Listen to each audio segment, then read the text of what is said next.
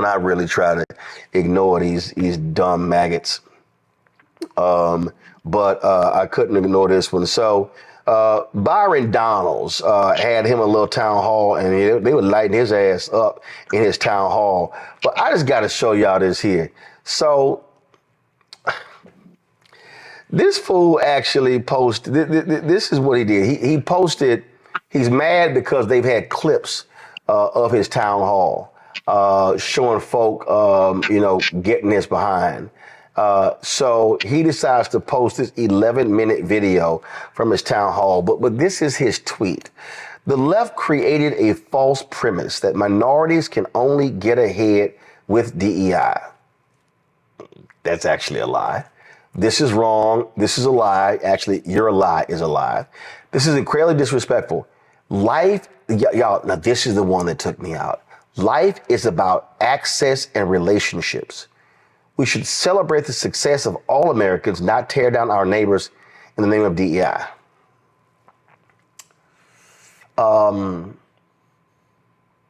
Rebecca, diversity, equity, and inclusion programs are meant to include you.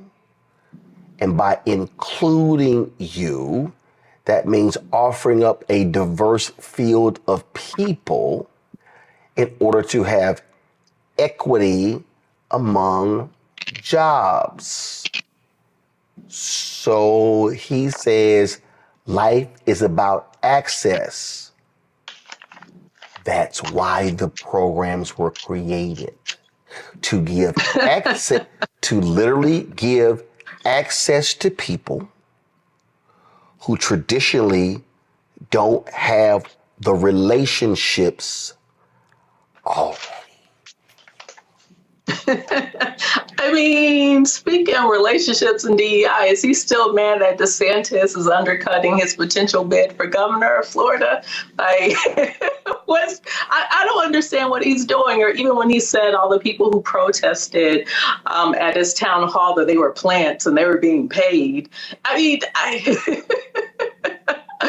he confuses me. Here's the thing. Black folks in this country, we really don't want DEI if this was a true meritocracy. Because we know if it's a true meritocracy, we're going to rise to the top. But when you have systemic racism in this country, where we're intentionally left out of society in this country when it comes to proper banking loan rates, when it comes to education, when it comes to actually being able to compete and get the jobs and the quote unquote good jobs, we don't want DEI. We just want to be treated fairly. But because this country refuses to deal with this original sin and refuses to deal with us fairly, then these white people did come up with DEI. So he's right. White people did come up with DEI. White people are the main ones who benefit from DEI. But what he's saying is a word salad that doesn't make sense, because all this anti-Blackness that he's showing, he's not even getting thing out of it.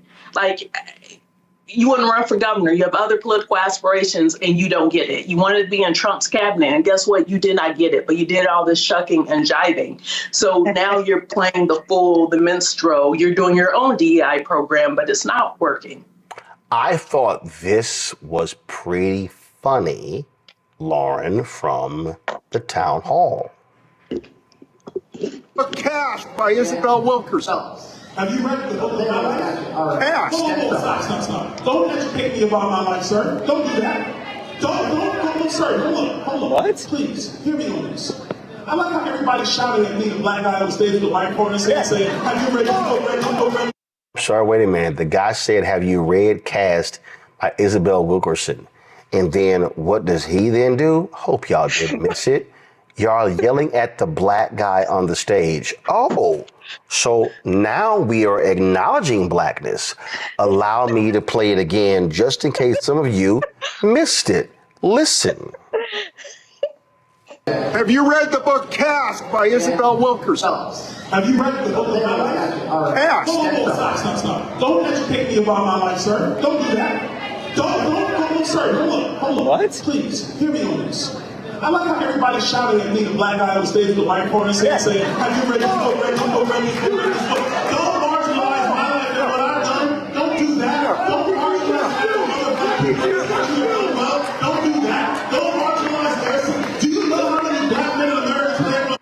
Have you read the book? Do you know how many black men in America? Oh, I'm sorry, Lauren. Are we having a DEI conversation? Now we're black now. So now suddenly we're black. we're black. We're black. He's going to get his melanin card pulled hard on the governor thing. I'm glad Rebecca brought that up. He's going to get that card pulled hard because it's just sitting here. I realized who he is. He's not J.C. Watts, but this reminds me of the J.C. Watts scenario because every room that Byron Donalds walks into on Capitol Hill is a bunch of white males. He's got to realize that. So when he talks about, for him to stand up there and talk about, diversity, inclusion being a problem and all of this stuff. His reality day to day in Congress would reflect that there is a need for access for minority communities. You cannot deny that. But he's about to get a political lesson down south. There's no doubt about it, because they are not going to favor him for the next governor of Florida. That ain't happening. So, it amazes me how long it takes some of these guys to figure out what the real game is.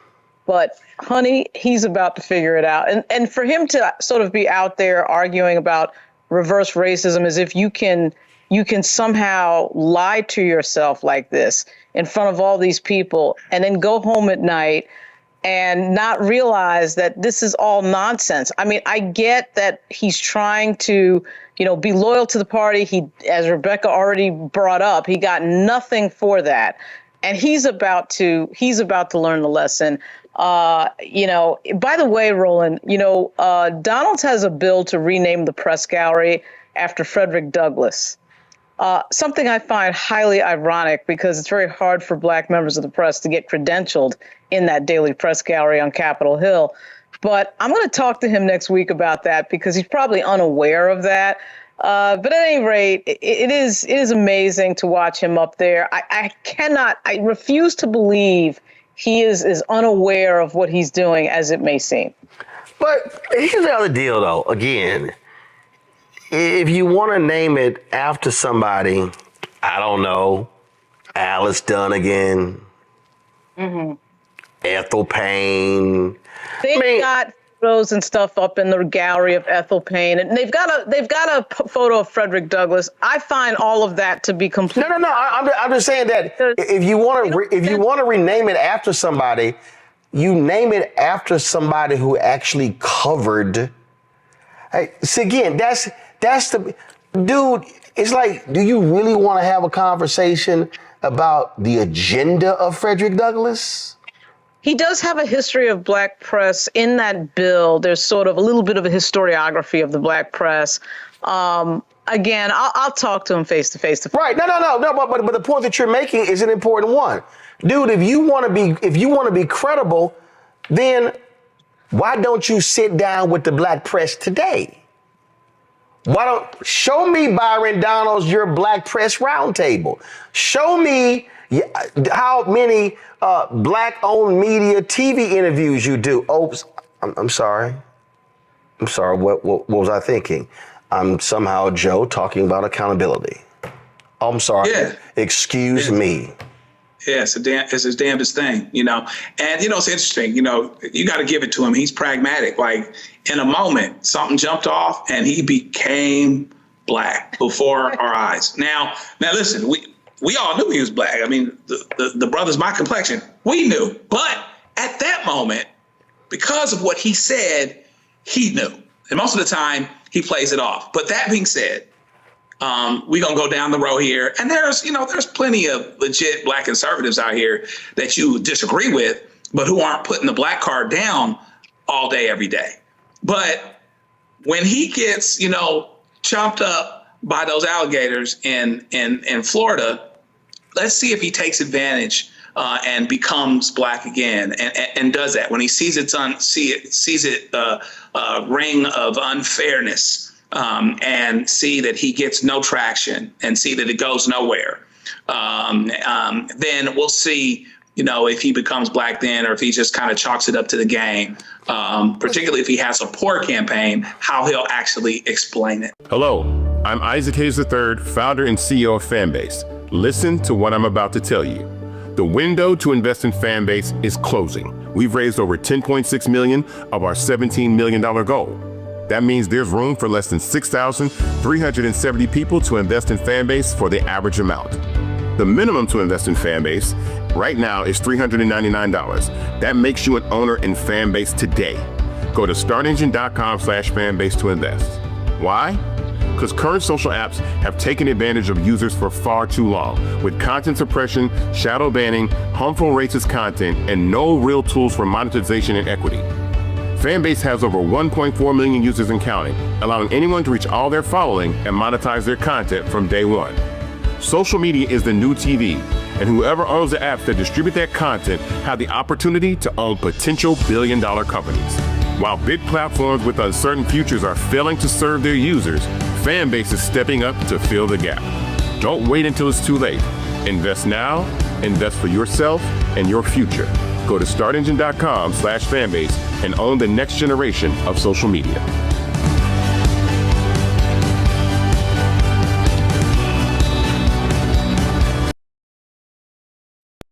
Folks, a black chef in Dallas, scary scene. Here he is sitting in the airport, minding his own business. Next thing you know, he looks up and he's surrounded by cops. A woman at the airport accused him of saying that he had drugs. And then this happened. Did somebody take this? I didn't do nothing. My name is Michael Singleton. You have warrant. My name is, I got a traffic warrant. My name is Michael Singleton. I want you to please take this. They arrested me for wrong reasons. No,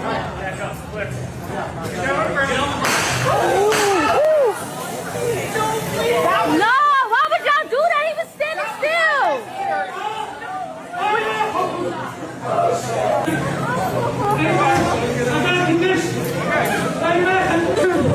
Oh my God, my name is Michael Singleton. My birthday's 12/21/71. I have back in Singleton. I have no warrant.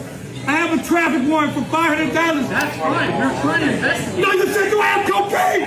I'm not a drug dealer. Man, I'm a suit dog, man. You fucking trying to kill me. Hey, man, I didn't try to fight you. Why you tased me? I wasn't pulling away. They got me on tape. No, I fucking just right here. You fucking dickhead, bro. They asked me to put my hands behind my back when I couldn't even fucking move after you fucking electrocuted me. Sit down. You keep telling me to do shit like I can, you dumb fuck. Come on. Man, fuck you. I just got tased for nothing. Hey, man, somebody please have this on tape. Michael Singleton, back to Michael Singleton. Folks, we're joined right now by that man, Chef Michael Singleton, also Robert Slater, the founder of the Culture Commission Coalition. Glad to have both of you here. But first of all, Chef Singleton, again, set us up. You're in the airport. You're traveling somewhere. Tell us exactly what happened. Well, I was going back home because I travel twice a month back to Oakland. When I say home, I live in Frisco, Texas. You know, I go bring my mother her food because I cook for her because she needs no sugar, no salt. So that's why I was going this weekend because I didn't have an event. And I was just approached by as soon as I was in the tunnel going to the plane, I was approached by the plainclothes officers that identified themselves as narcotics detectives. And they asked to speak to me. I said for what? They said, can we talk over here? And then they proceeded to walk me over to the middle aisle. I mean, the middle of where pre-board was, where everybody was. And then that's when they proceeded to ask me the question. You know, about, you know, everybody's seen it about do I basically assuming that I have drugs on me. Well, saying we're under assumption that you're possessing of narcotics and cocaine. Okay, so how did they arrive? So, Michael, how did they arrive at that assumption? I don't know. That's what we're going to find out. Somebody said something that I had something on me. I think some white substance or something like that, and then it was a lady on video. She recanted it and said I never said cocaine or something. So basically, somebody told them something that I was I had drugs on me or something, and they went into action. You know. Robert, what I'm trying to understand is again, cops walk up, they don't see anything. Like, what's the probable cause that they have to search Michael? Mr. Martin, that's what we're trying to find out right now. I have sent a demand letter to the new chief of police of Dallas. No response. We have sent a letter and a complaint to the city. No response. The clock is ticking. There's a lot of answers. There's a lot of questions that are unanswered.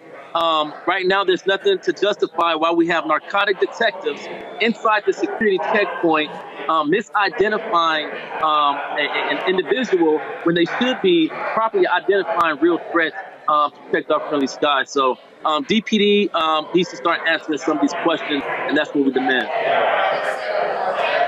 Now, DFW, this took place at DFW Airport, correct? Love Field.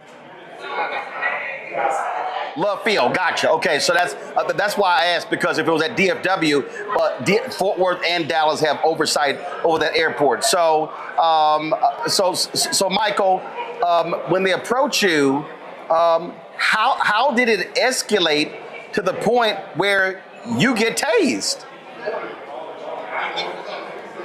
Well, you know, like everybody's seen the tape. I just basically said that he asked me, can I search you? I said no, and just basically just went into action without I didn't even know why I was being arrested. When I said I have nothing else to talk about, and I didn't know why, and then that's when they went into action. This is, obviously, absolutely a strange case here. Have you hired legal counsel? So, Roland, that's what the Kojak Commission Coalition is. We're an advocacy agency that encompasses in-house legal as well as medical, trauma support, PR, so on and so forth. So we're a one-stop shop. We have an expert legal team that is investigating and looking into the matter and to advise what steps are next. But going past any civil matters, our number one goal is to see what is the systemic breakdown so this can stop happening. Enough is enough. And Dallas should be tired of these shoot first, ask questions later situations. But our ultimate goal is to be solution driven. And it's great that Mr. Singleton, that is his goal as well. So we will not stop until we look at their training practices and their policies, and that they have a public accountability on his behalf, because Mr. Singleton has not gotten an apology. He has not gotten a reason.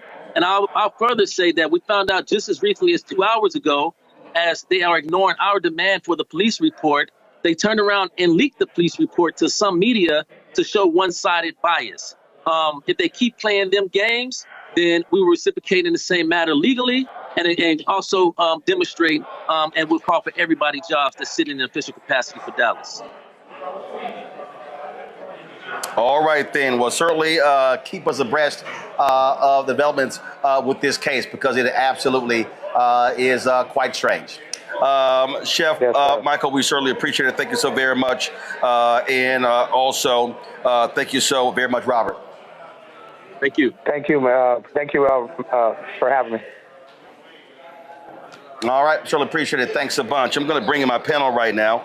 Joining us, Dr. Omi Kongo, being a senior professorial lecturer, School of International Service, American University, author of Lies About Black People, How to Combat Racist Stereotypes and Why It Matters. Joining us from D.C., Kelly Bethea, communication strategist from D.C., Derek Jackson, Georgia State Representative out of Atlanta.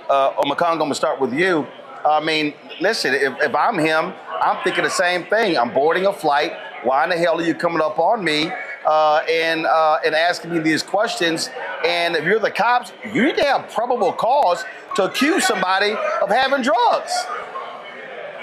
Yeah, and, you know, it traumatized not only him, but everybody in that airport. I also was flying in on Southwest Airlines over the weekend, and there's nothing that could have prevented that from or any one of us in these spaces, how does just somebody talking about someone having drugs lead to that? I remember my mother was in a train station once, her PhD from Harvard, and all of that didn't matter. The woman said that she tried to sell her drugs. Cops just went on her assessment and just arrested her. And my father had to go get her out of jail over some nonsense. And at what point do the people who make these accusations have to be held accountable? Because whoever said it, this person's on video, right? And the people who are watching this, if I'm watching that from a distance, I don't know if this brother got shot. I don't know what's going on. And so the fact of the matter is that they can do this. And on top of that, as the brother was saying, just play games with the investigation, not give out any of the police report, probably leaking stuff to Fox and News Nation and the like. I hope this brother gets paid for everything that he feels like he needs to get and more.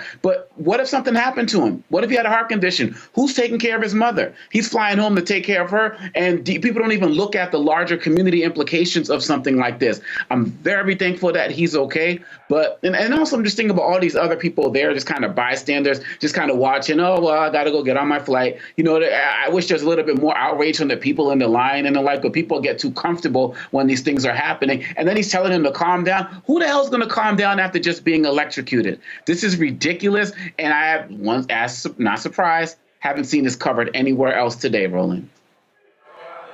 Look, here's the thing for me, Kelly. If I am this chef and I'm boarding a flight, I fly all the time. I've got 2 million plus miles, almost 3 million miles. And I'm gonna tell you right now, if I'm getting on a flight, minding my own business, typically I got my earbuds in, all of a sudden the cop stopped me and accused me of carrying drugs, I'm gonna be pretty damn pissed off. And as well you should, because you were minding your business. Like you said, you set the scene. You got your headphones in, you trying to get on your flight, minding your business, and out of nowhere you have cops showing up accusing you of something that, one, you haven't been doing, you're not even aware of it, but also you have no idea where this came from whatsoever. And it's just unfortunate that the only time you see something like this is when it happens to people of color. Like, I would be absolutely shocked if I saw that kind of behavior towards a person of a lighter hue. It simply just does not happen. Certainly not at the rate that it does for people who look like me and you. To echo Dr. Makongo's sentiments, I am very glad that this man is frankly alive, because like he said, we don't know the health conditions of this man. We don't know what he was going through. I certainly would be racking up some therapy bills at this point, because lawsuits should be pending.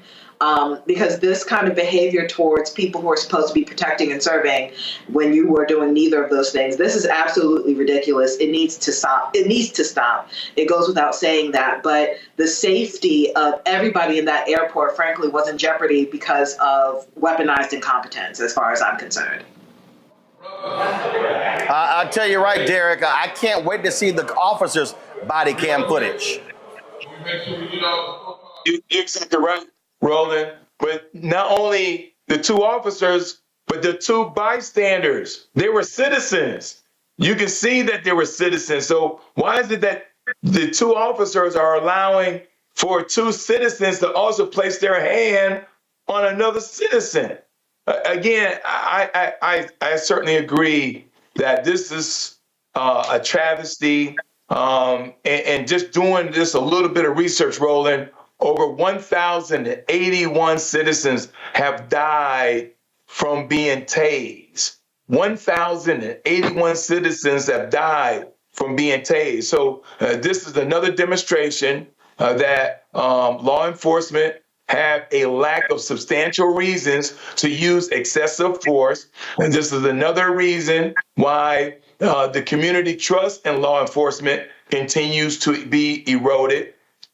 This is another reason why we have to address these kind of implications, because when you think about the lack of accountability and the lack of training and the lack of the protocols that are in place. He was already at the boarding gate, Roland. So that means he already went through TSA and several checkpoints where there's dogs, where there's x-rays, where they've already examined. And so if a citizen's at that point of boarding a flight, They've already went through several checkpoints. And so this Michael Singleton could have been any one of us, and he needs to be awarded. But more importantly, these two police officers and these two citizens should be dealt with and held accountable. Hello, I'm Isaac Hayes III, founder and CEO of Fanbase. Listen to what I'm about to tell you. The window to invest in Fanbase is closing. We've raised over $10.6 million of our $17 million goal. That means there's room for less than 6,370 people to invest in Fanbase for the average amount. The minimum to invest in Fanbase right now is $399. That makes you an owner in Fanbase today. Go to startengine.com/fanbase to invest. Why? Because current social apps have taken advantage of users for far too long, with content suppression, shadow banning, harmful racist content, and no real tools for monetization and equity. Fanbase has over 1.4 million users and counting, allowing anyone to reach all their following and monetize their content from day one. Social media is the new TV, and whoever owns the apps that distribute that content have the opportunity to own potential billion-dollar companies. While big platforms with uncertain futures are failing to serve their users, Fanbase is stepping up to fill the gap. Don't wait until it's too late. Invest now, invest for yourself and your future. Go to startengine.com/fanbase and own the next generation of social media.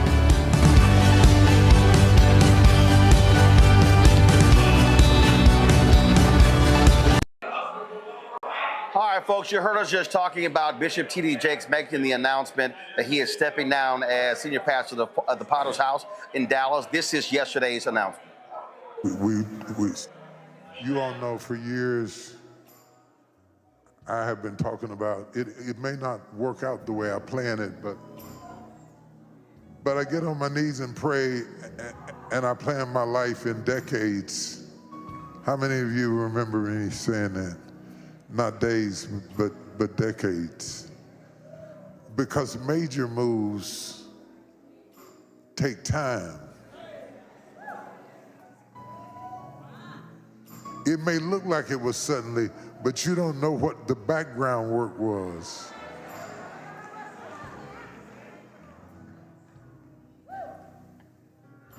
About 6 years ago, I started talking to Pastor Torrey and Pastor Sarah because I did not want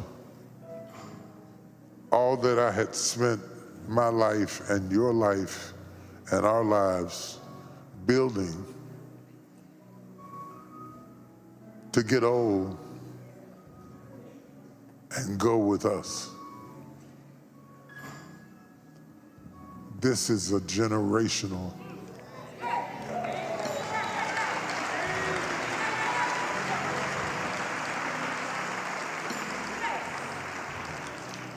And even though she was busy doing Woman Evolve and he was busy pastoring One LA, about 4 years ago, they moved out here just in time for COVID.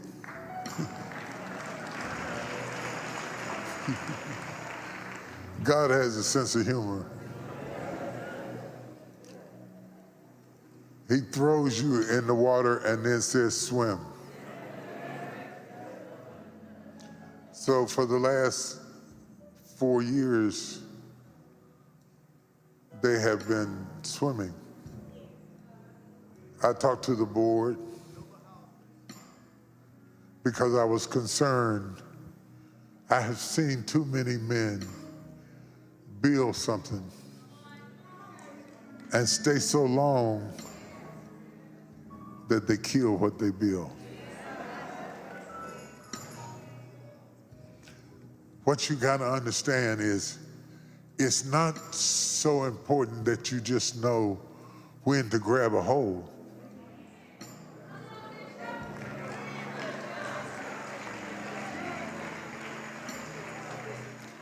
It's knowing when to let go.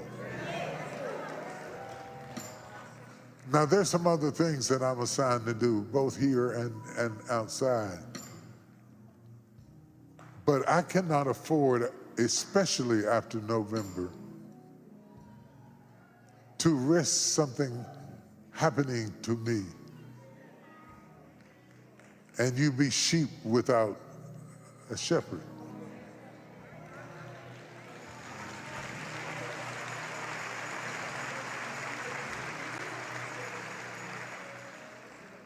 I cannot afford to let all the work of all the saints living and dead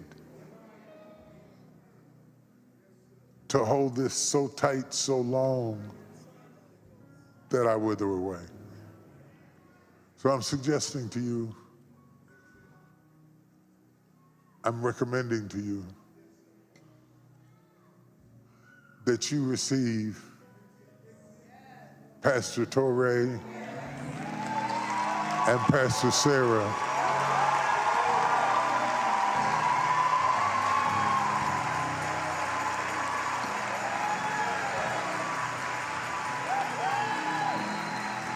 Come on, come on, come on, come on. Come on. Come on. This is legacy.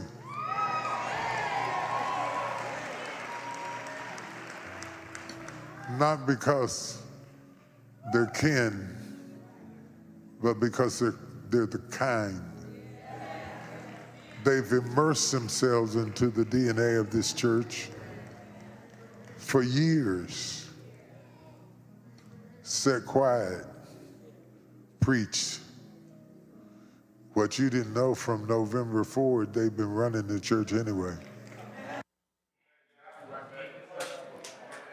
Folks, that was Bishop T.D. Jakes making the announcement yesterday that his son-in-law, Pastor Torrey, and his daughter, Sarita, would be taking over as senior pastors. I'm going to I'll start with you, Kelly. This is a significant announcement. We're talking about, this is a worldwide ministry. The Potter's House is not just a Dallas-based ministry. Bishop Jakes moving there more than 30 years ago, coming from West Virginia to setting up shop there in Dallas. National ministry, international ministry, traveling all across the world.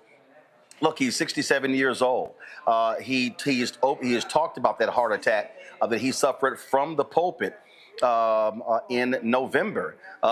And that was a huge scare. He said later he didn't even realize that he was suffering a heart attack. And look, almost did not come back from that. And so this really is a significant.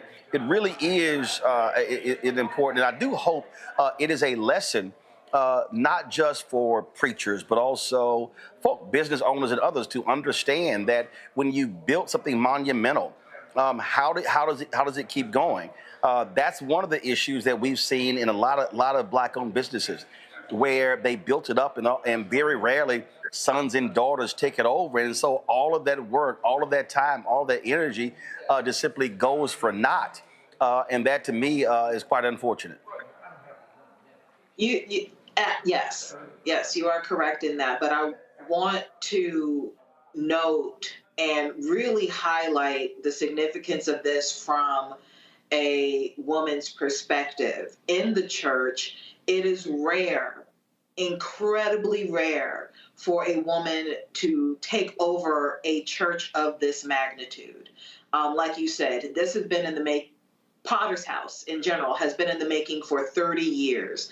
And in those 30 years, and before those 30 years, during those 30 years, and certainly after these 30 years, there has been attacks on women leading congregants, not because they're not able, not because they haven't studied themselves approved, but because there is toxic patriarchy within the Christian community, within Christian leadership, and it runs rampant. Doesn't matter what your denomination is, doesn't matter what your race is, it doesn't matter. In the religion itself, there has been, it's certainly within Western Christianity, an undercurrent of toxic patriarchy, such that women have not been able to lead in the way that they could and should. So for Bishop T.D. Jakes to not only recognize that, but to flip it on its head and trust his daughter, who has more than studied herself approved, who has more than shown herself overqualified for this position, to bestow something so precious and so needed in the Black community, needed in Black church community, to a woman. That speaks volumes. And I don't know if enough people are going to talk about that point, but that is what I took away from this, that he trusted a woman, not just his daughter, not somebody who he has mentored, just somebody who he has mentored, but a woman to lead a church of this magnitude. Like you said, this is a global church, and a woman is going to be the head of it. And that's incredible to me. I think back on the Congo to the point that Kelly makes there. Billy Graham, Reverend Billy Graham, it leaves the ministry to his son Franklin Graham. But the real preacher in the family is Ann Lutz, the person who really and if Ann Lutz was a man. Oh no, she blows Franklin out of the water. Franklin ain't even an actual preacher.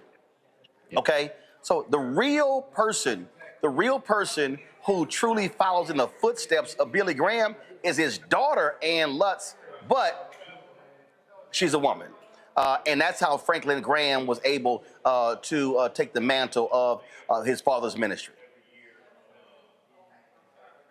Yeah, you're absolutely right. And when you look at something like that, like the Potter's House, I mean, you're talking about a church that started with a man who, would pick up people to drive them to church, preach to them, and then drive them home. I mean, you want to talk about starting from the bottom and building an international organization. And so on two levels, I see something amazing. Number one, the fact that what you and Kelly are talking about as well, passing this over to a woman to lead this. And like you said, she and her husband have been running it ever since, the heart attack happened. That's powerful. And I think it's also powerful to show that, yes, this is a church that we're talking about. And you talked about businesses, but they're also, I'm thinking about the legacy civil rights organizations as well, and people not seeing the handoff take place. And unfortunately, sometimes things don't happen until somebody dies. There's documents, people are claiming this and that and this and that. He made it all official. He made it public for everybody to see. Doesn't matter what anybody says, this is what's going down. And that's really important. And so I think in addition to other churches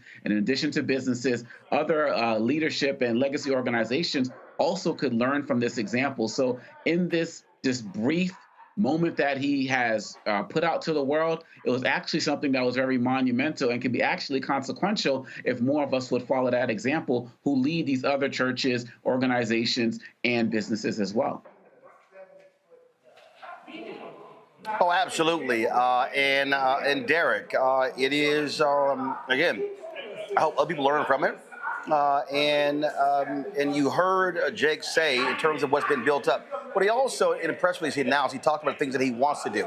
He really wants to now focus his energy on creating economic opportunities for African Americans and others. He has his organization in Good Soil.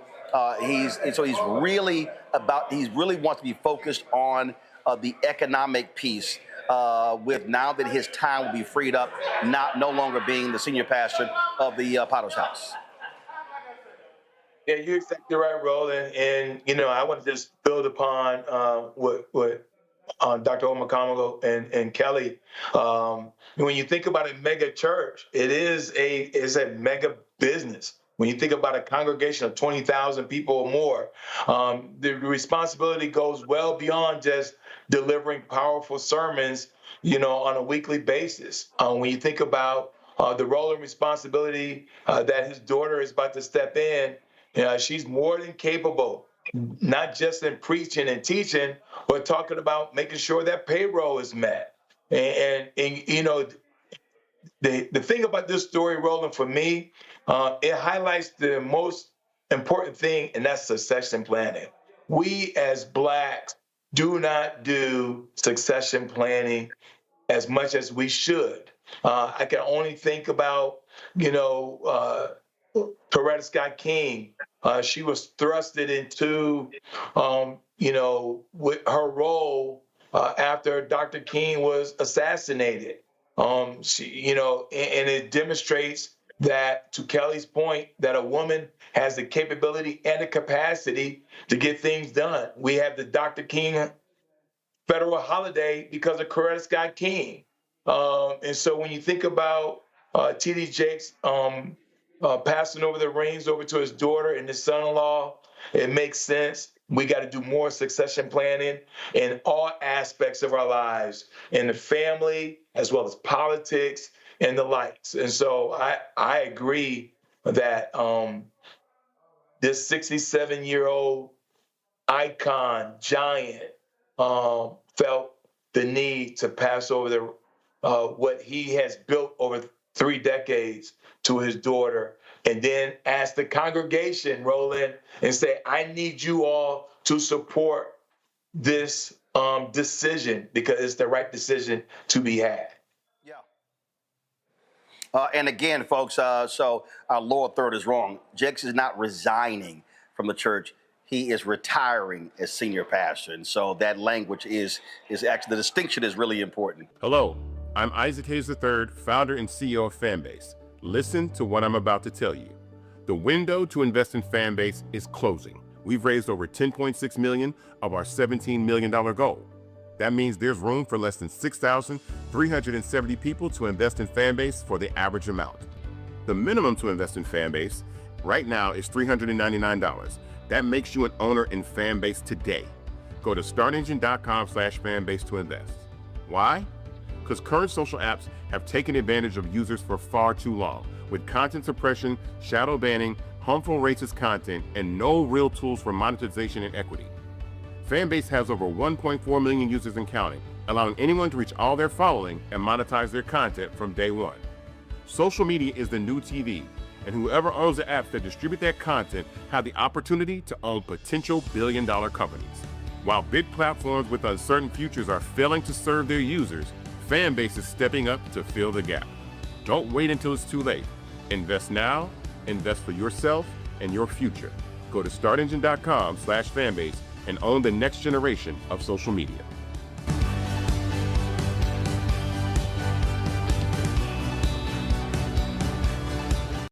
I've consistently told y'all that this administration is absolutely anti-black. We have detailed this numerous times, how anti-black these folks are. We warned folk during the campaign that Donald Trump does not give a damn about black people. He doesn't care if cops beat people. He doesn't care if they maim people. He doesn't care if cops kill people, because he believes they can do no wrong. Now, remember during the campaign when Donald Trump said that he wanted to give cops 100% immunity? And folks were like, okay, you know what, all right, y'all making a big deal out of that. This really ain't nothing to make a big deal out of. Really, yesterday, this is the executive order that Donald Trump released. It's called Strengthening and Unleashing America's Law Enforcement to Pursue Criminals and Protect Innocent Citizens. So then when you start going under, here he talks about, it's about safe communities, blah, blah, blah, businesses that suffer because of crime, blah, blah, blah, blah, blah. But then right here you get to Section 2, the legal defense of law enforcement officers. The Attorney General shall take all appropriate action to create a mechanism to provide legal resources and indemnification to law enforcement officers who unjustly incur expenses and liabilities for actions taken during the performance of their official duties to enforce the law. This mechanism shall include the use of private sector pro bono assistance for such law enforcement officers. Now, let me stop right there. See, you now may be asking, Roland, I'm confused here. Don't they have immunity? Oh, they're qualified immunity? Don't you already have law? No. This is Trump saying we're going to provide legal counsel for y'all. And remember when Trump extorted the money from all those law firms? when he signed those illegal executive orders and they agreed to do pro bono work for whatever causes he wants, he is going to tell Pam Bondi, hey, go to those law firms that I've already extorted and they gonna work for these cops for free. That's literally what he's saying. Go back to the rest. Go back to the. Then it says empowering state and local law enforcement. They're going to sit here, expand access, prove training, increase pay and benefits, strengthen and expand legal. Strengthen and expand legal protection for law enforcement officers. Blah blah blah blah blah. Using national security assets for law and order. He wants to use the military. You see this Department of Homeland Security, holding state and local officials accountable. You see this here? Look, y'all love this one. Willfully and unlawfully direct the obstruction of criminal law, including by directly and unlawfully prohibiting law enforcement officers from carrying out duties necessary for public safety and law enforcement. Boom, right here. Unlawfully engage in discrimination or civil rights violations under the guise of diversity, equity, and inclusion initiatives that restrict law enforcement activity or endanger citizens. Keep going. You see this here? All these things they're going to do. Folks, I want y'all to understand something. In the Department of Justice Civil Rights Division, hundreds of people are resigning because they are gutting the DOJ Civil Rights Division. That means Ahmaud Arbery. That means Eric Garner. That means, we can start naming all these cases. Tyree Nichols, Derek Chauvin. Derek Chauvin pled guilty to federal charges in the death of George Floyd. I'm telling y'all right now, Donald Trump is saying the DOJ is out of the business of prosecuting cops. He pardoned 2 officers in D.C. who were convicted of their involvement in the death of a black man. When he came back in January, pardoned them. Those 2 cops are now back on the police force. We interviewed the reporter last week about the case of the LA deputy sheriff who brutalized the black woman who was recording an encounter. He was found guilty. Trump's U.S. attorney, hey judge, can we review this, give us 3 months to review the case? Judge said, no, he's going to be sentenced on May 19th. Watch. I guarantee you within 10 days of the sentence being handed down, Trump is going to pardon him. What we are now seeing, we are now about to see a level of brutality that is being absolutely authorized by the Oval Office. Val Demings, former police chief, former law enforcement officer for decades, former member of Congress. She joins us right now. Glad to have you back on the show. Roland, it's good to be back with you. I wish it was under different circumstances, but every day things just seem to get crazier and crazier, as I'm sure you know. This is a dangerous executive order. And this is an executive order. It is targeting black people. It is targeting civil rights attorneys. And it is saying to law enforcement, do whatever you want. I got you. You know, Roland, what's so amazing about this order, and look, everybody, whether you voted for Trump or not, shouldn't be surprised at some of the lawless, unhinged, chaotic, crazy foolishness that we see coming out of the Oval Office every day. But in the executive order, when in the title it talks about unleashing American law enforcement officers, and you know, Roland, I spent almost 3 decades in law enforcement. It was a job that I loved because I felt like working with my community. It was, we were making a difference. But this is about dividing communities. And I am just praying that local sheriffs and police chiefs, our law enforcement leaders, don't fall for it, this time, because the bottom line is Donald Trump doesn't give a damn about law enforcement. I think he demonstrated that on January 6th. Look, I was there. I witnessed it. I know he sat in the White House staring at the TV for hours doing nothing while police officers were being beat down by his supporters. I think he basically called it a beautiful thing. But he doesn't give a damn about law enforcement officers. But we do know that he's in trouble right now. That 39% approval rating is bothering him, and we know what he does when he's in trouble. He pulls something out of, well, I won't go there, but, and usually racism and sexism are the go-to things. And you're absolutely correct. As I'm reading this executive order, and I get to law enforcement basically should not spend time on DEI programs and more time on, like, how the heck did that get in there? Right. Because the bottom line is, look, they're going to work every day trying to reduce crime for the most part. And the truth of the matter is violent crime all over the nation is down right now, that they need to keep working at it every day. But what sparked the sudden interest in Donald Trump suddenly falling in love with law enforcement again and pulling out the isms? Yeah, but it's not recent. This was May. Yeah. Folks, this was May. This was almost 1 year ago to the day. Listen to this. We're going to rebuild our cities. We're going to bring them back like they used to be. We're going to make them safe places again. We're going to give our police their power back, and we're going to give them immunity from prosecution. So they're not prosecuted for doing their job. We'll take over the horribly run capital of our country, Washington, D.C., and clean up, renovate, and rebuild our capital city so that it's no longer a nightmare of murder.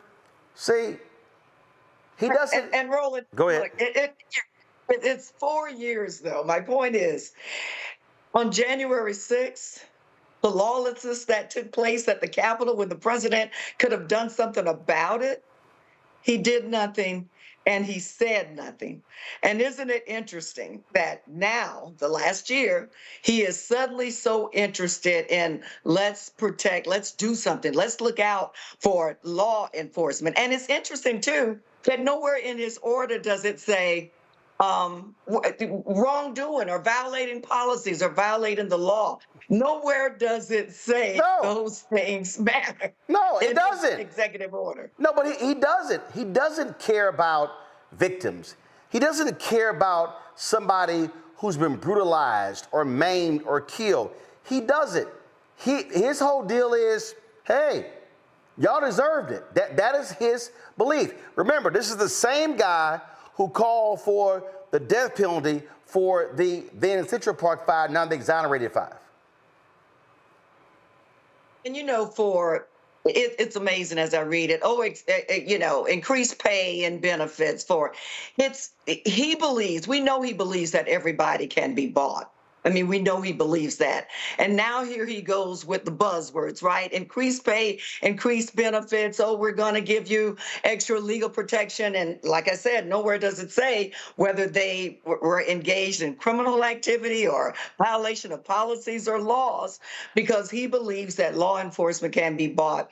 And Roland, they cannot solve crime without trust and a relationship with the communities. And that's why I'm hoping that through these turbulent times, Donald Trump has clearly showed us who he is. It's amazing. The most recognizable criminal in the world suddenly wants to pretend to be all about law and order. And I'm certainly hoping that police chiefs and sheriffs will not fall for his foolishness, because regardless of what the federal government says they're going to do or not do, local law enforcement cannot solve crimes without a relationship and trust and cooperation in those local communities. And I do believe that the overwhelming majority of law enforcement officers do want to solve crime. But here's the problem. We know for a fact that he is playing to the crowd. And look, Congresswoman, we got to admit, it's a whole bunch of right-wingers in law enforcement And this is music to their ears. We've had, every time something happened, I've seen cops in Baltimore and Chicago. Oh, our morale is down. Look, I remember Jeff Sessions, his first attorney general. Hey, we're going to pull back on these consent decrees because the morale of our cops is too low. And Barr saying the same thing as well. Now, the reaction should be, if you are in the wrong and you beating a citizen, you got to go. No, but there's that blue line is just blinking in a huge way. And Trump is saying, I'm going to let y'all do what y'all want to do. And Roland, you know, I spoke to a group of law enforcement officers recently. And what I said was that you have to be, because you are the most visible symbol in every community. And you have to work hard to be the most visible symbol of honesty, decency, and integrity. And have a message that everybody counts, but everybody's accountable, and treat people with dignity and respect. Look, as a police chief, I didn't want bad apples on my police department, and I did everything that I could do to reward the good officers, but to get rid of the bad officers. And so you're correct. The president's actions, which he obviously doesn't care about law and order, we know that. But he's sending a message to bad cops that don't worry about it, do whatever you want to do. It doesn't really matter. I got your backs. And that is that will be a disaster, as we well know, in communities all over this country. Yeah, I mean, I remember, go to my iPad, Anthony. I remember this. This was in L.A., where this guy was just sitting there asking the question. Boom, cop just punches him in the mouth. Okay. You know, and we've seen these actions. We've seen what has happened. Yesterday we talked about Spokane, Washington, black guy, you know, wrongfully targeted, handcuffed, arrested. Now he's suing. We talked about the case out of Alabama, and in fact, you know, we were talking about another story. We were talking about this one. Like, here's a perfect example. A judge in Morgan County, Alabama, ruled that former Decatur police officer Matt Marquette cannot claim self-defense in the killing of Steve Perkins, an armed black man shot and killed in his own front yard in September. It clears the way for Marquette to stand trial for murder in June. The shooting took place during a late-night attempt to repossess Perkins' truck. Marquette and other officers showed up with a tow truck, but under Alabama law, police aren't allowed to assist in repossessions without a court order, and there wasn't one. Instead of announcing themselves, the officers hid in the yard. When Perkins came outside with a gun, Marquette yelled, "Hey," and fired 18 rounds in under 2 seconds. Judge Charles Elliott called Marquette a trespasser and said no reasonable officer would have opened fire under those circumstances. Now, he's going to get prosecuted under state law. Donald Trump is saying, DOJ, we ain't pursuing nothing. We're not going to pursue any charges against this officer. If anything that involves on the federal level, Donald Trump saying, hey, y'all good. Don't even worry about it.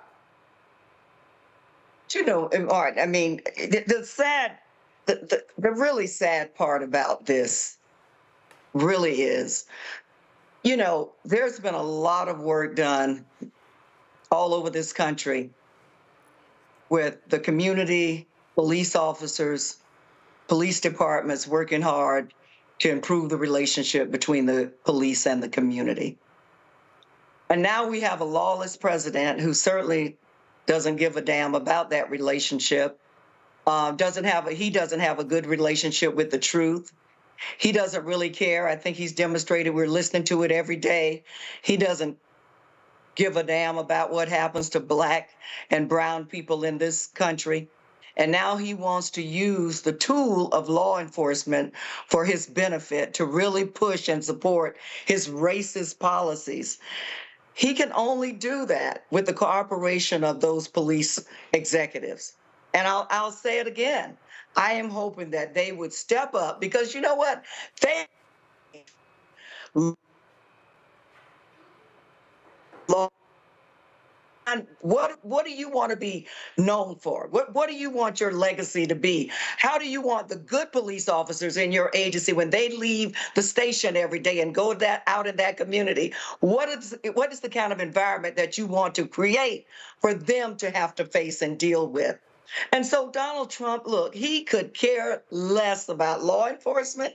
He could care less about Black and brown communities.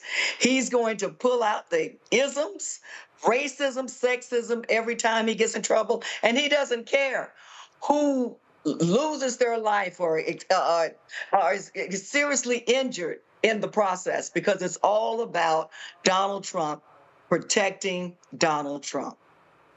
Yep, it's as simple as that. It's sad, and I mean, we're going to be talking to defense attorneys, and we just got to understand, these people, he doesn't care. He does not care about victims. He does not care about a regular, ordinary citizen. And this is also why, Congresswoman, I've called out these black maggots. I've called out Pastor Darrell Scott. I've called out Sharice Lane. I've called out David Harris Jr. and Brandon Tatum in the Cartier family, Joseph Pignon, all of these black conservatives. I'm like, when y'all are sitting there cheesing, Michaela Montgomery, all of y'all, Angela Stanton King, y'all talking about what's anti-black? No, they're not, because they just happen to be some Negroes sitting in a room. And I've said it. There used to be I still know, they still exist, but there used to be real black conservatives. Senator Ed Brooke, who stood up and fought members of his own party to break the filibuster for the Fair Housing Act. There are numerous other black Republicans, but they are quiet.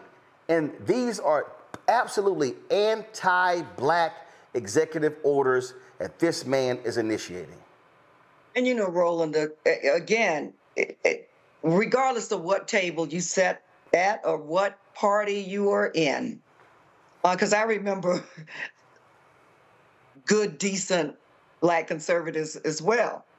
But how could you ever sit in a space or in a room or at a table and forget the people who suffered, bled, and died for black people to have a better life in this country? How could you ever forget the images of my former friend and colleague, John Lewis, on the Edmund Pettus Bridge, who had his skull cracked because he was trying to help every person to be able to vote. And so, you know, that was police brutality. See, nearly every riot in the 60s, if you go back to the 60s, the 50s, the 40s, the 30s, the 20s, 1919, nearly every race riot was instigated. It was a police action that was the case. The Kerner Commission report talks about that. I mean, you could just understand the history, this relationship, and to your point, you've had folks who made the effort, community policing. I think about Lee Brown. I think about others who understood how we must relate to the community. And I just listen. Donald Trump ain't got no respect. Congresswoman, this actually happened. The first time he was there, so when they have these meetings, so the president, whoever's the president, typically meets with television anchors and reporters. So I got invited to 3 of them under Trump. I got to 2. And Chicago came up. And he was complaining that, well, when Ron visited me, Ron was talking about education, economics. He was like, Ron, that's not the answer to crime. And I was like, actually, it is. I've talked to numerous police chiefs who will tell you that where there are high education and high income areas, it's the lowest crime in the city. They all go together. So he's talking, and he says that when they were going to the airport, he said he came across this really tough cop. He said, you could tell he means business. And he came to me and said, Mr. Trump, we can solve this crime problem in Chicago in 3 or 4 days. And Trump was like, this guy, you could tell he was just a really tough guy. So, you know, we passed his name on to Ron to be interviewed for the police commissioner. So he's talking about it. So I sit there and I go, well, what's your plan? This is no lie. This is what he said. He went, tough. I said, I'm sorry. Tough is a word. What is your plan? No lie. He said tough. I sat there. I was taking notes. I put my pen in my, I said, y'all can take it from here. That's literally his tough. Tough. This whole executive order is tough. We're going to be tough on crime. The hell of it, it's tough. It's tough. It's all macho. It's all John Wayne. It's all just tough. That's all it is. It's tough talk, and he does not care about the outcomes of the people. Final comment.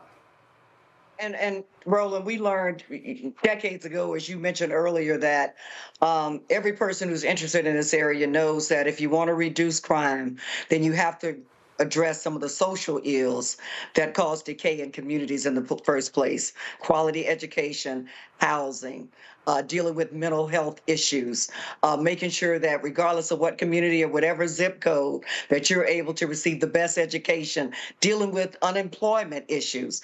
That's the way you reduce crime. I'm not even sure what the president is talking about in terms of, or anybody that says, oh, the way to do it, the answer to it is toughness. How has that worked for us? And so we need a police department that can not only work with the community to reduce violent crime, but also a police department that has the compassion to treat every person with dignity and respect. By building that relationship, that is how you reduce crime. And so the president can come up with yet another crazy, chaotic, unhinged executive order. But I am prayerful that law enforcement executives will say, we're not tying ourselves to Donald Trump because where he goes, chaos goes. Indeed, indeed. Congressman Val Demings, we certainly appreciate you joining us. Thanks a lot. Good to see you. Take care. Hello, I'm Isaac Hayes III, founder and CEO of Fanbase. Listen to what I'm about to tell you. The window to invest in Fanbase is closing. We've raised over $10.6 million of our $17 million goal. That means there's room for less than 6,370 people to invest in Fanbase for the average amount. The minimum to invest in Fanbase right now is $399. That makes you an owner in Fanbase today. Go to startengine.com/fanbase to invest. Why? Because current social apps have taken advantage of users for far too long, with content suppression, shadow banning, harmful racist content, and no real tools for monetization and equity. Fanbase has over 1.4 million users and counting, allowing anyone to reach all their following and monetize their content from day one. Social media is the new TV, and whoever owns the apps that distribute that content have the opportunity to own potential billion-dollar companies. While big platforms with uncertain futures are failing to serve their users, Fanbase is stepping up to fill the gap. Don't wait until it's too late. Invest now, invest for yourself and your future. Go to startengine.com/fanbase and own the next generation of social media.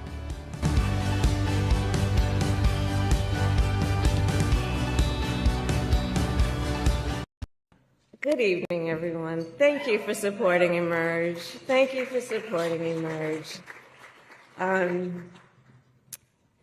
It is so wonderful to be home and to be back with all the leaders who are here and to celebrate this extraordinary organization, which is an organization of so many exceptional leaders, those who found the courage to run for office and those who support them.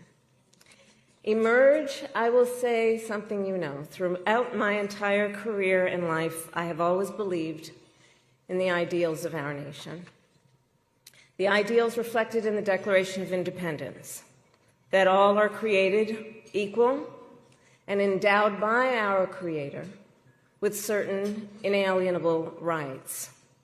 Ideals advanced and affirmed by the service and sacrifice of generations of patriots. The ideals that ground the Constitution of the United States, that here in our country, power ultimately lies not with the wealthy or well-connected, but with all of us, with we the people.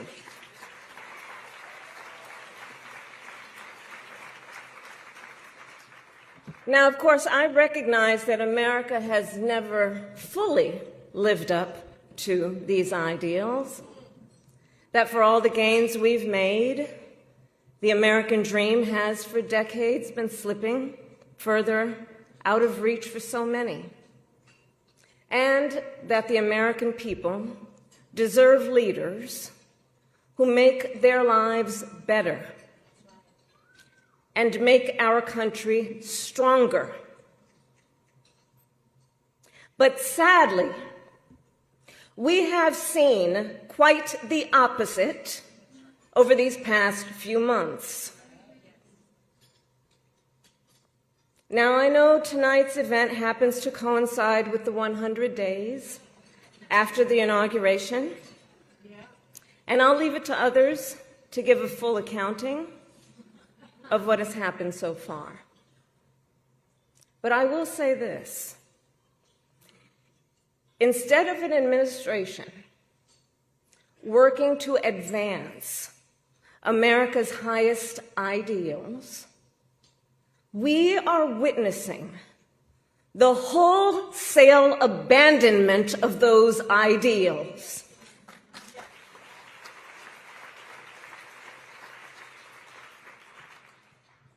And what we are also seeing in these last 14 weeks is Americans using their voice and showing their courage. We all know President Trump and his administration and their allies are counting on the notion that fear can be contagious. They are counting on the notion that if they make some people afraid, it will have a chilling effect on others. But what they're overlooking, what they have overlooked, is that fear is not the only thing that's contagious. Courage is contagious.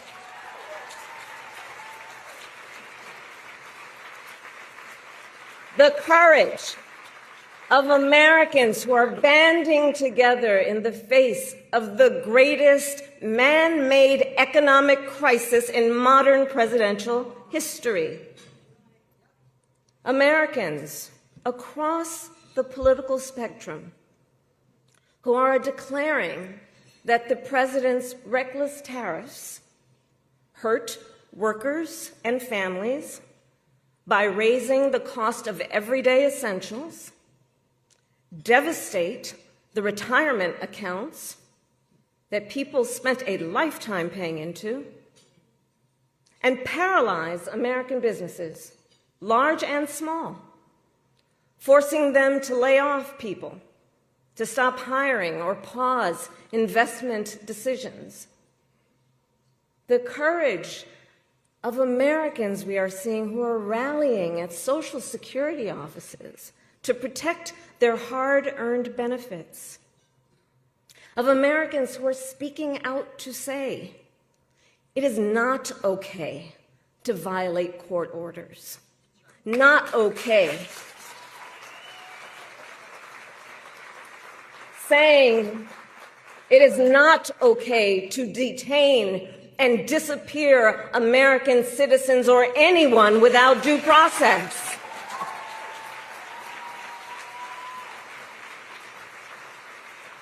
The courage of judges to uphold the rule of law in the face of those who would jail them. Of universities that are defying unconstitutional demands that threaten the pursuit of truth and academic independence.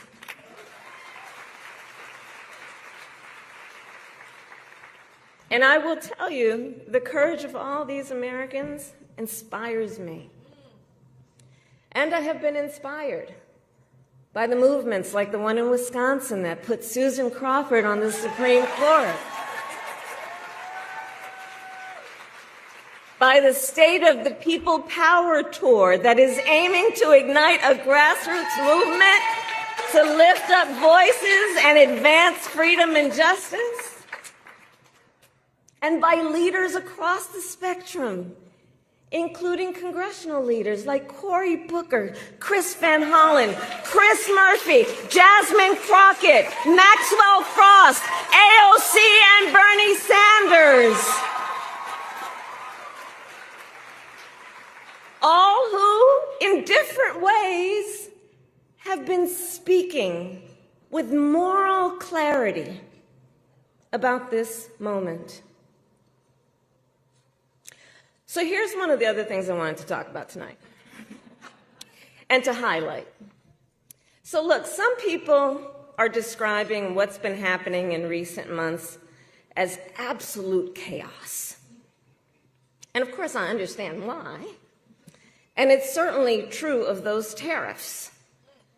Tariffs that, as I predicted, are clearly inviting a recession.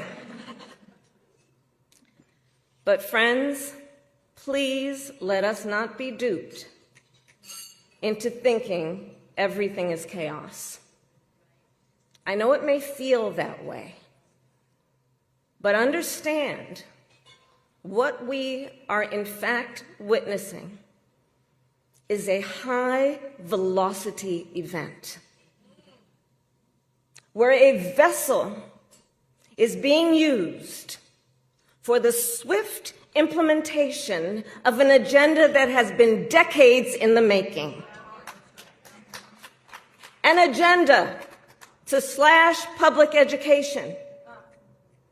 An agenda to shrink government and then privatize its services. All while giving tax breaks to the wealthiest among us.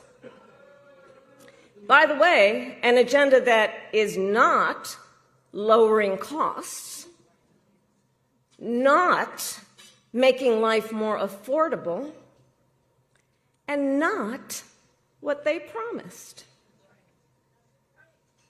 It's an agenda, a narrow, self-serving vision of America, where they punish truth tellers, favor loyalists, cash in on their power, and leave everyone to fend for themselves, all while abandoning allies and retreating from the world. And folks, what we are experiencing right now is exactly what they envisioned for America. Right now, we are living in their vision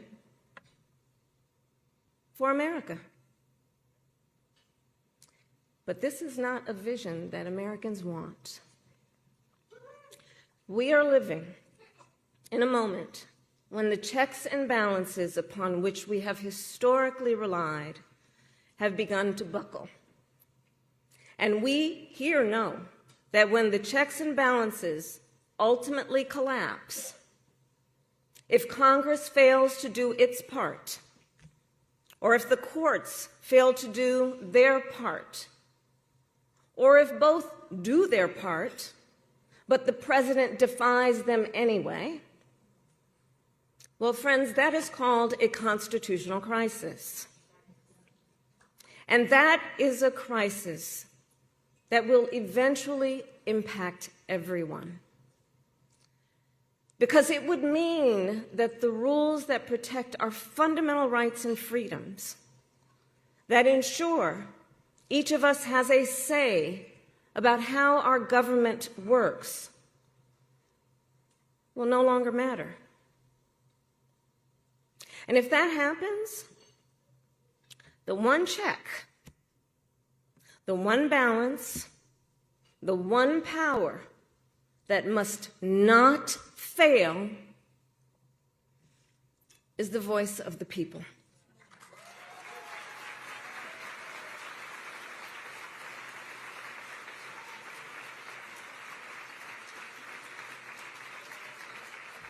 And Look, right now I know a lot of folks are wondering what's going to guide us through this moment.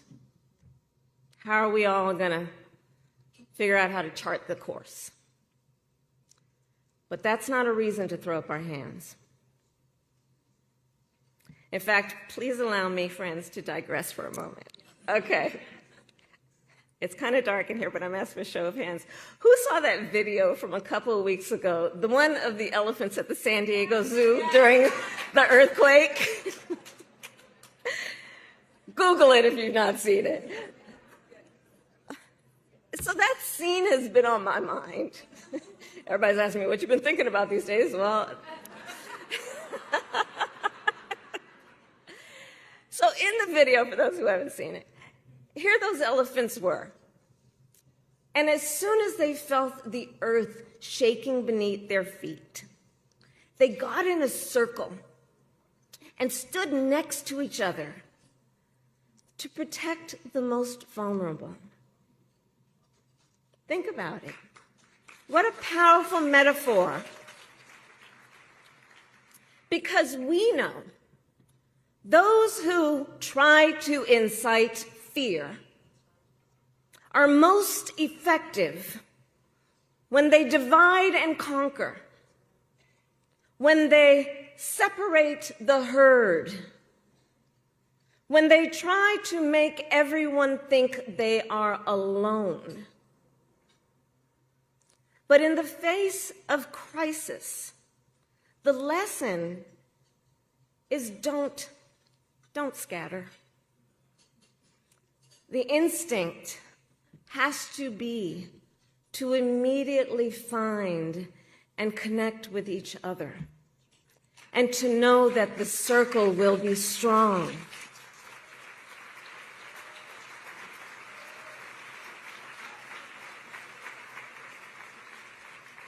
So I'll end with this. I am not here tonight to offer all the answers, but I am here to say this. You are not alone, and we are all in this together. And straight talk, things are probably going to get worse before they get better. But we are ready for it. We are not going to scatter. We are going to stand together, everyone a leader, and emerge. You have a special role to play. Organizing is as important as ever. Mobilizing is as important as ever. Running for office is as important as ever. So please, everyone here, please keep doing what you are doing. And to everyone, let's lock it in. Lock it in. Gear up for the hard work ahead.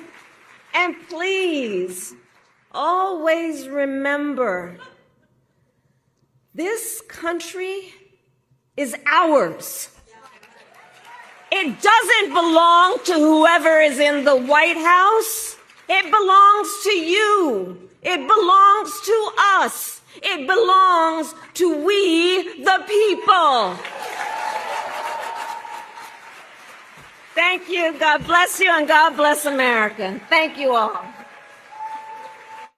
Folks, yesterday, the twice impeached, criminally convicted felon con man in chief, Donald Trump, released this executive order. It's called, go to my iPad, it's called White House Initiative to Promote Excellence and Innovation at Historically Black Colleges and Universities.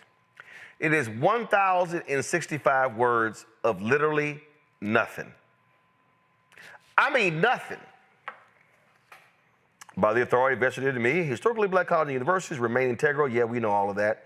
It is the policy of my administration to support HBCUs in advancing America's full potential, fostering more and better opportunities in higher education, providing the highest quality education, obtaining equal opportunities for participation in federal programs, ensuring college-educated Americans are empowered to advance the common good at home and abroad, and making our nation more globally competitive. Oh, he's establishing the White House Initiative on Historically Black Colleges and Universities. It's going to be housed in the executive office of the president. Then, with executive departments and agencies, the president's board of advisors on Historically Black Colleges and Universities, blah, blah, blah, blah, to shall increase the private sector role, including the role of private foundations in strengthening HBCUs through enhancing institutional planning and development, fiscal stability, and financial management, upgrading institutional infrastructure, including the use of technology, to ensure the long-term viability of these institutions, and blah, blah, blah, blah, blah, blah, blah. Oh, but here's with President's Advisor, Board of Advisors of HBCUs. Here we go. We're going to do this here. Accountability and implementation and revocations. And here's the deal. Remember he said working with federal agencies. So what did he say?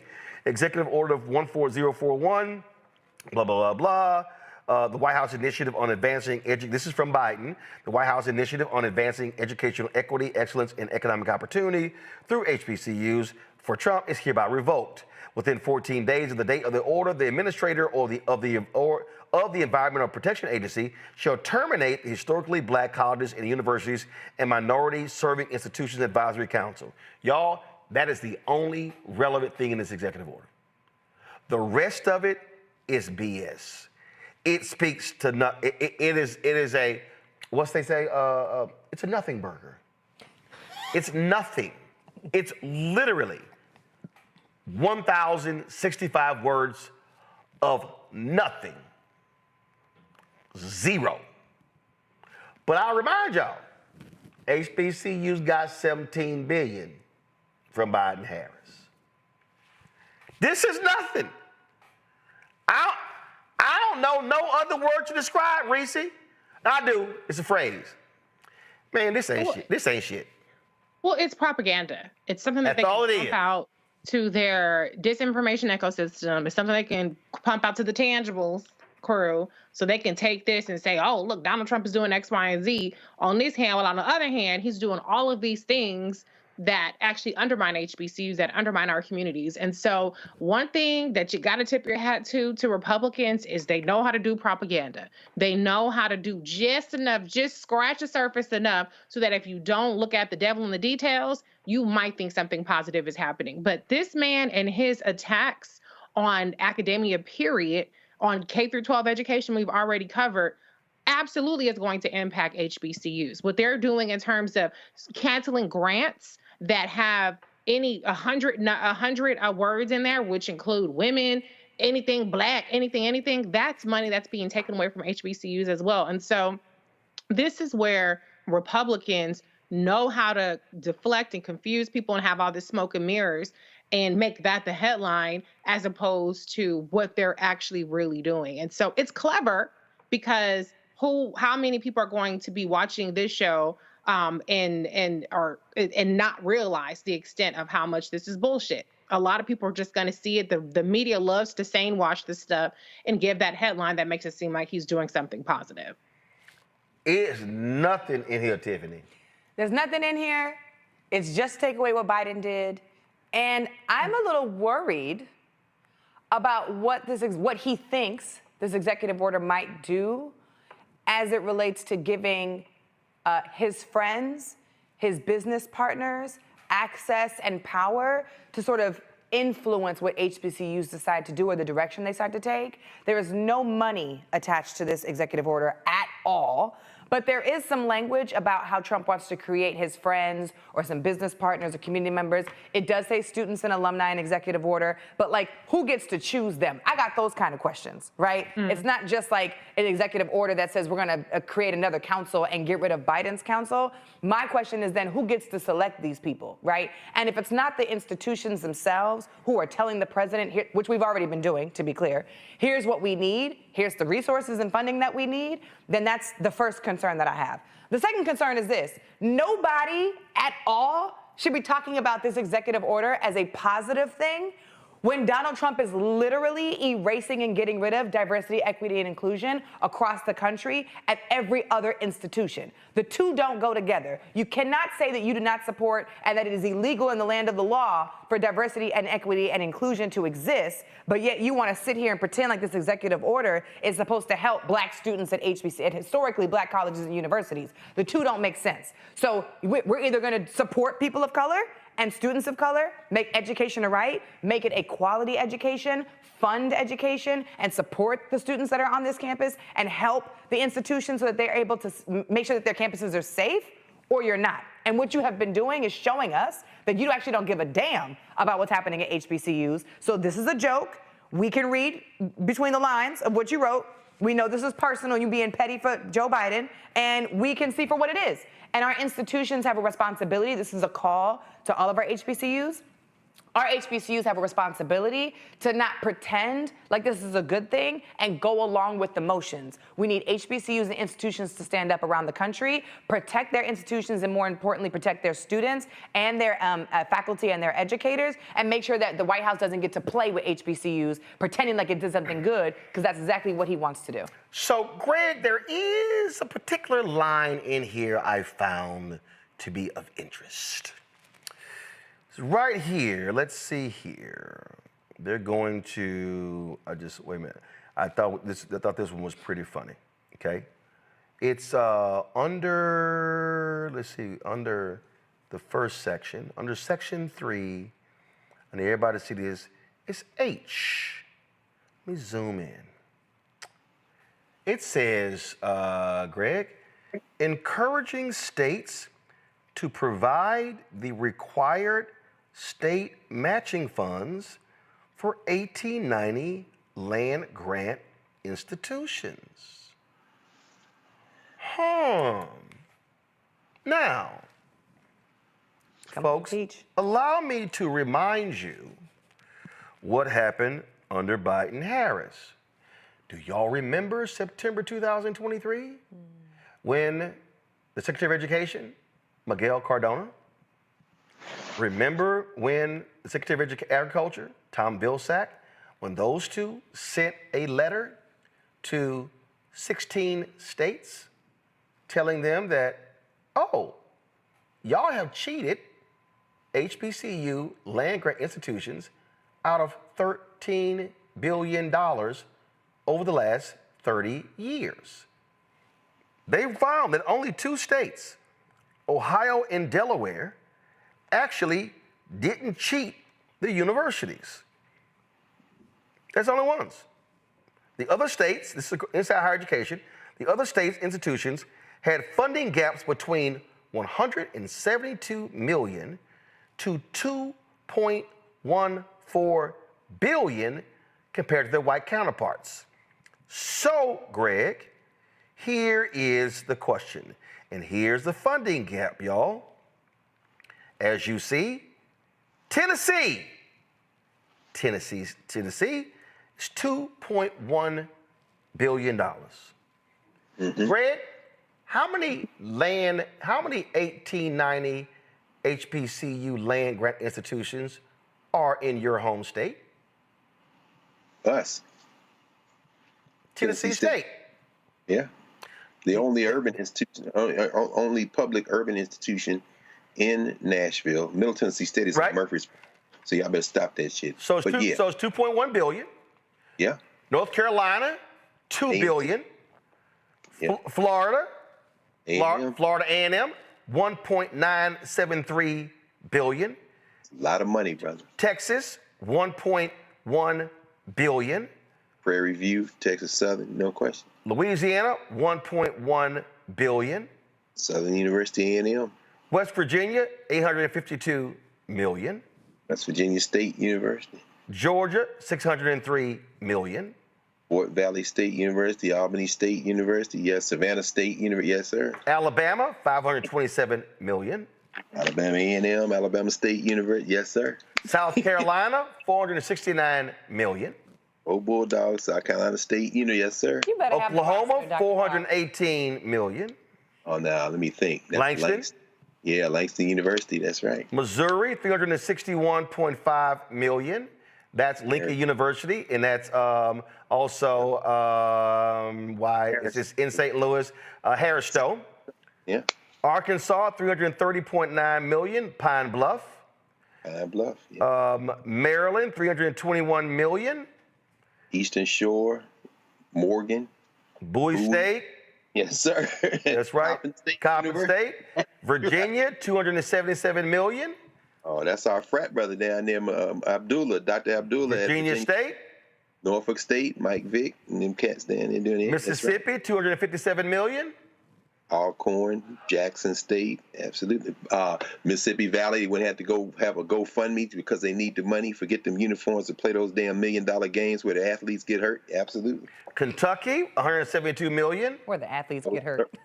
Yep. Go Thoroughbreds. Kentucky State University in Frankfurt. That's right. So, no. Go back. So, here's my question, Greg. Is Trump going to call the Republican governor of Tennessee, the Republican governor of Florida, the Republican governor of Texas, the Democratic governor of North Carolina, the Republican governor of Louisiana, the Republican governor of West Virginia, the Republican governor of Georgia, the Republican governor of Alabama, the Republican governor of South Carolina, the Republican governor of Oklahoma, the Republican governor of Missouri, his former staffer, Sarah Huckabee Sanders, Republican governor of Arkansas. Oh, I hate that girl. Our frat brother, Democratic governor Wes Moore, Reese over there smiling and cheesing, governor of Maryland, the Republican governor, Glenn Youngkin of Virginia, the Republican governor, Tate Reeves of Mississippi, and the Democratic governor of Kentucky, Andy Beshear. So of the 16 universities listed, only 3 of them have Democratic governors. I would love to know, Greg, especially of the black maggots, and since we name calling, yes, sir. Here's what I want to know, Byron Donalds of Florida. Don't do it. Tim Scott of South Carolina. Yikes. Wesley Hunt of Texas. All 3 of you have, your states are on here. Burgess Owens, you out there in Utah, but your ass still need to be making some phone calls. How about it? And here's what I want to know. David Harris Jr., you real loud on social media. Hodge twins, Cartier family, Candace Owens. Oh, I ain't done. Let me just go ahead and just pull one. See, one person. Joseph Pignon, where you at? What I want to know is, and see, I'm going to go ahead and show her, because she loves showing her ass on social media. Yeah, I'm talking about you, Sharice Lane. Pro-black conservative. Got reparations now on your feed. FAMU graduate. Look at you with your FAMU. Here's what I want to know, Sharice. Are you going to use your social media, your MAGA capital, to tell Trump to give that money to your university? Go ahead, Greg. I told y'all I'm petty. No, you know the answer. But you got receipts, though. No question. No question. No, I think, well, several things. By the way, I didn't realize, I'm embarrassed to say until a couple of weeks ago, that there is a Black Chamber of Commerce, although I should have known this, in Utah. I picked up a book called Black Utah. So, yeah, I don't know if he's in touch with the people at the Black Chamber of Commerce in Utah, but there is one, Brother Burgess, so you should probably talk with them if you can get your head out from the MAGA hind parts. But I think there's several things. Tiffany, I think you focused in on some very important language there. At Howard University, the Secretary of Wrestling is an ex officio member of Howard's board. So look for Linda McMahon to be around because, again, as you say, Reese, they're excellent at trolling. They're excellent at public relations. And don't expect any real pushback because Howard is holding his breath for a reason I'll mention it in a moment. And I wouldn't be surprised at all. Larry Ellison, when I first came to Howard, had given some equipment and some in-kind stuff when he was running Oracle day-to-day to Howard University at the time. That was 3 presidents ago. Ellison now, of course, is vying to expand his reach and use our federal dollars to do it. So I wouldn't be surprised if he don't start sniffing around, and Elon Musk and Jeff Bezos. because that language does kind of speak to enabling that kind of, when he's talking about free enterprise, that's basically, we're going to rob y'all. That's what they're talking about, take your public dollars. So there's that language. Speaking directly to what you raised, Roland, I don't expect him to call any of those folks, because I think that that executive order is speaking to picking up political points. And part of their politics, particularly these craven white nationalists, is an emphasis on select ideas, or select propaganda that they are somehow friends of the blacks. Look at my African American, friends of the blacks, Herschel Walker and, you know, these kind of clowns, friends of the blacks, HBCUs in some ways. Because remember, I think if memory serves me correctly, you can check with her directly, Roland. I think it was Omarosa was one of the people in his ear about moving that from the Department of Education to the White House, even though that had been done under previous administrations as well. But all that is a foreground to this.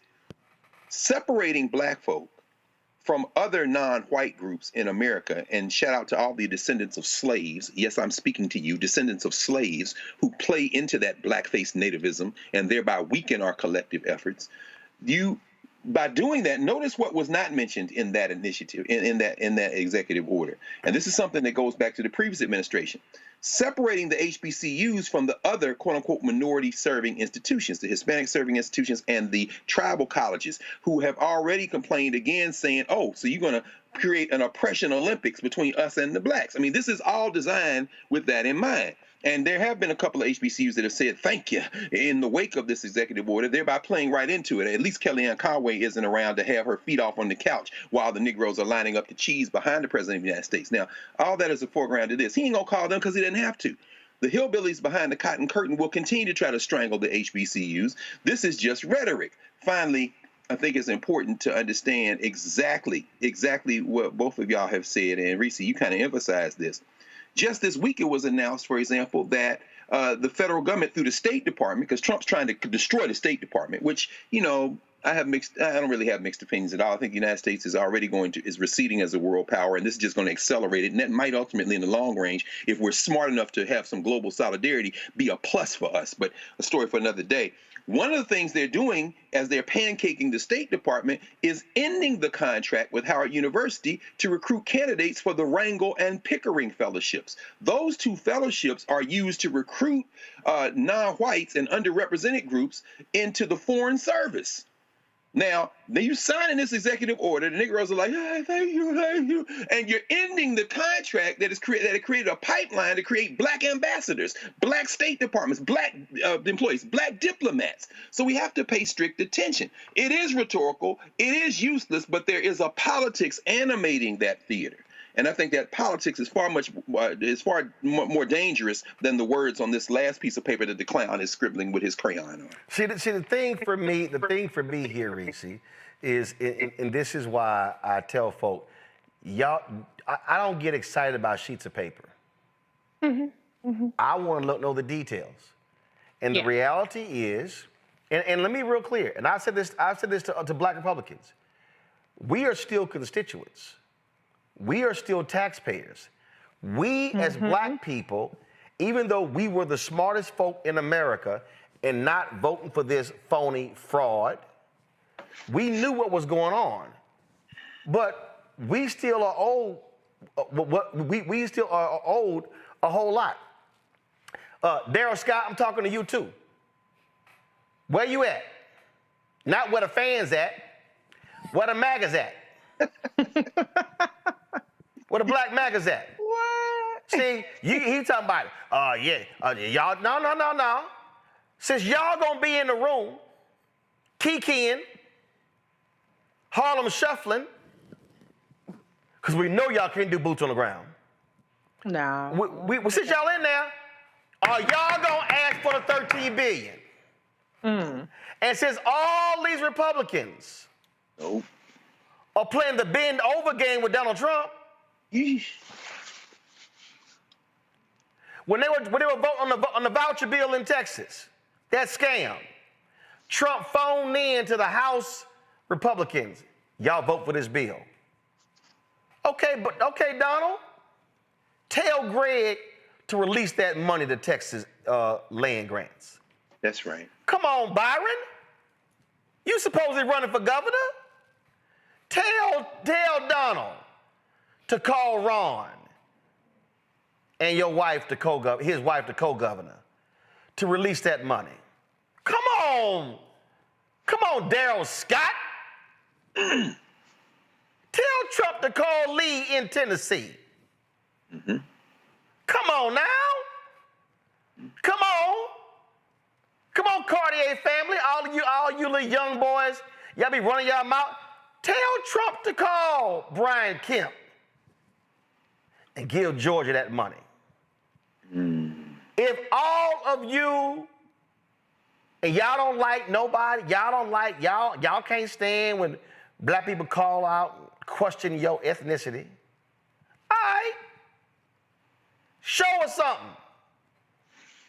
And if you're not gonna stand up for black people and ask for the money, y'all all a bunch of frauds. Reese, go right ahead. That's true. You did mention my governor, though, Governor Westmore of Maryland. So I just had to just let people know that in the fiscal year 25 budget, he doubled the state federal match for the 1890 land grant institution. There's only one left, to $4.8 million. Okay, so Hold up. He frat, but this is old money. See, that's recent money. I need that old money. Because see, that was follow me here. That money we talking about, that was for a very specific 30-year period. I know what you're saying. So the HBCUs in Maryland should be getting that old money plus new money. But go ahead. I'm saying that he don't need a call. He already on the job. That's what I'm saying. Now it's 321. So it's the fourth lowest. Still need that check. Okay, well, he on the job. He on the job. Okay. So, anywho. I'm going to send him a text, too. Go ahead, do it. I got my governor's back. Okay. No, but anyway, to your point, yeah, I mean, if y'all supposed to be the Negro Council to Donald Trump, then Angela Stanton King always running her loud ass mouth. You in Georgia? Where you at, Angela? Little Michaela Montgomery stood your ass outside of that Chick-fil-A with Trump. I ain't seen that. Brought your ass down to Revolt World trying to get loud with me. When y'all gonna ask for the $603 million? She tried to get loud. Try to get loud. Man, girl, go sit your little country ass there. You called me out. You called me a lie. My parents were watching your show. Your ass lied. Say hi to the parents. But your ass lied. You calling somebody country with a cowboy hat on is hilarious. No, baby, hold up. You know, first of all, wearing a cowboy hat don't mean your country. I know, but I'm just saying. That means your ass got swagger. Come on. Reese, go ahead. It is a nice hat. It is a nice hat. You information. I don't know if you want a cowboy card later or what. But anywho. This is my coat. I'm rocking this Cody James. Going right. I had my Stetson on the other day, but going right ahead. Where your fan at? No. That shit is not. Don't hate on the fan. You ain't gonna never see my ass with the fan. Let's be real clear. Wait a minute, I'm gonna send you the clip. Let's be real clear. No, let's be real clear. You didn't have no fan. Let's be real clear. When 803 Fresh said where the fans at, he talking to y'all. He talking to the ladies. Okay, when it's time to clap, let me be real clear. Ladies clap with fans. We clap. Reese, go ahead. Okay. I'm gonna send you the video. Yeah, well, I want to go back to Tiffany's point earlier about this whole notion of oversight. A couple weeks ago, Roland, we talked about what was happening with one of these universities where there was this terrible loan of sorts that they were trying to... St. Augustine. I'm going to deal with their ass in a minute. Go ahead. Okay, there you go. And so I'm just, the wheels are turning, and I'm thinking about how this oversight, and the one thing they always try to attack HBCUs on is their finances. And so I don't like the idea of them getting their tentacles more in these institutions. To Tiffany's point, again, there's no money associated with this. So you're increasing oversight with people who are not disinterested parties. And then the other part of it that does not compute is their whole emphasis on private-public partnerships. When this administration is suing or threatening to sue and investigating corporations for DEI, any kind of DEI programs, that doesn't really compute with increasing partnerships from the private sector. And so there are so many things, actually their entire platform outside of this EO completely contradict any notion that they actually have earnest intentions here on improving HBCUs.